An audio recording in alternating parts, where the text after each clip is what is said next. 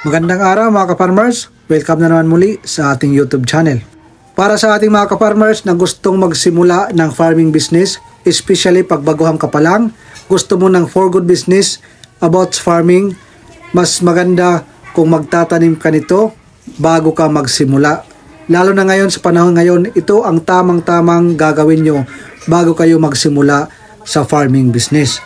Simulan na ng tag-ulan, kaya sigurado mabubuhay yung ating mga pananim.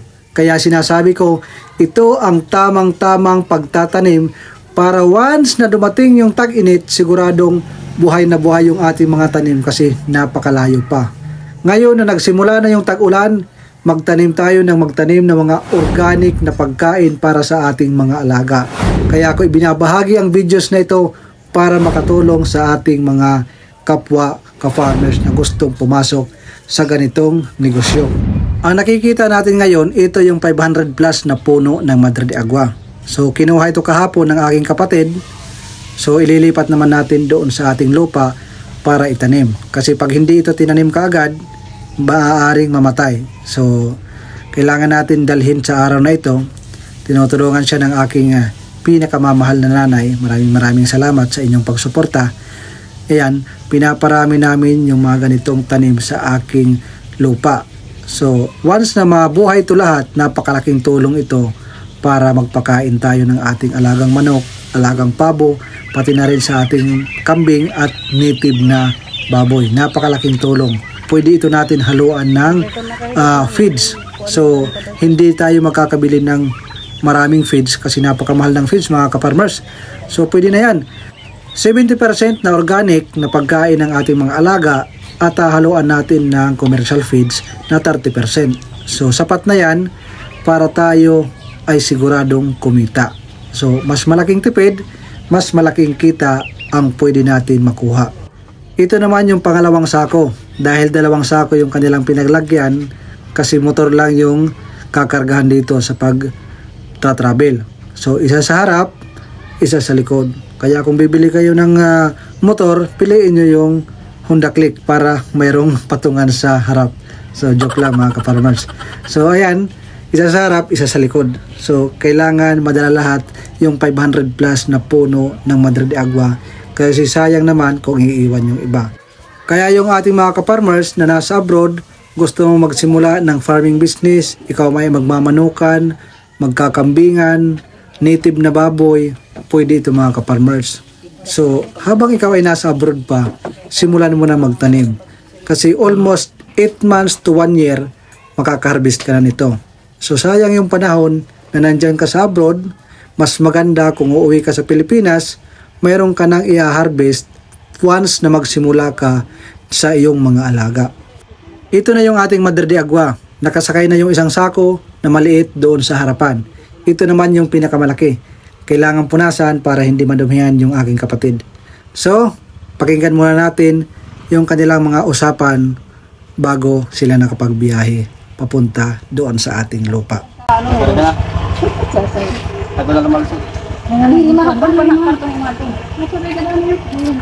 Ano yung nagagsakay?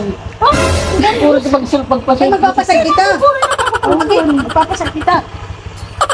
Kukurente paglingkod. Kung iguna mo ito nga kahoy. Ako kapit ka raw ito na nagababong.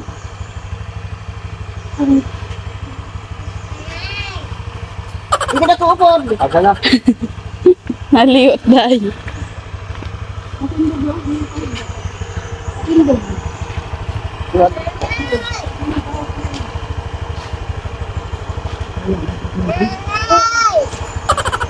Naman tayo, ano?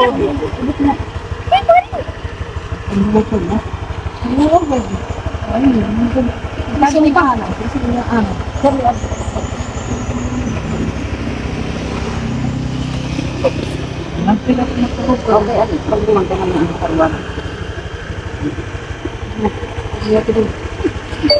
Manda kami pagtalom ang kuan madli kakao kuan na kami kahit oras na ang uli na kami inera at tunag ko na tiba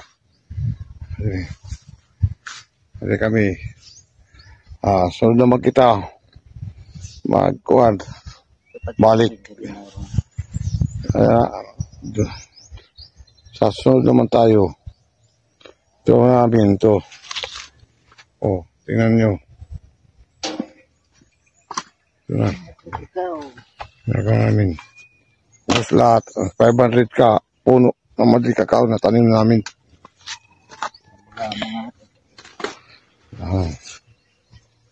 Yay! Tapos na! Sa sunod na naman na araw, trabaho ulit tayo. Tayo kailangang hali, tapat na. Okay. Thank you. Okay mga ka-farmers, tapos nang maitanim yung ating 500 plus na Madre de Agua. Yung kapatid ko yung nagkuha ng mga material at si Papa naman yung nagtanim.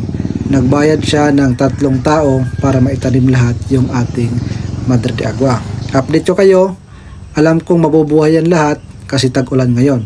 Kaya inaanyayahan ko yung nagplanong pumasok sa farming business, mag-alaga ng manok, rabbit, baboy, kambing. Napakalaking tulong ito para makatipid tayo.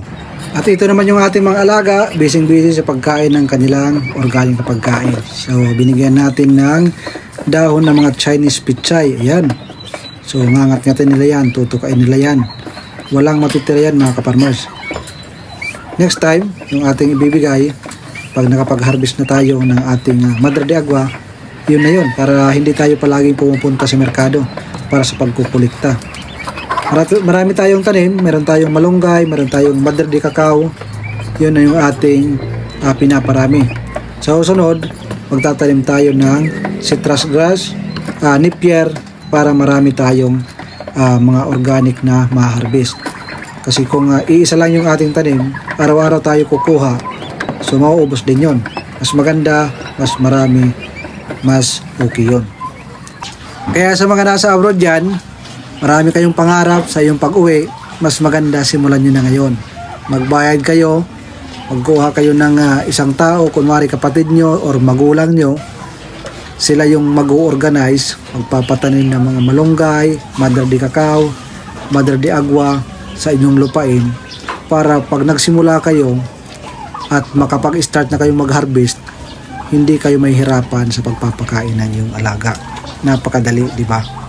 Mahirap yung kung kailan kayo magsisimula, doon lang kayo magtatanim.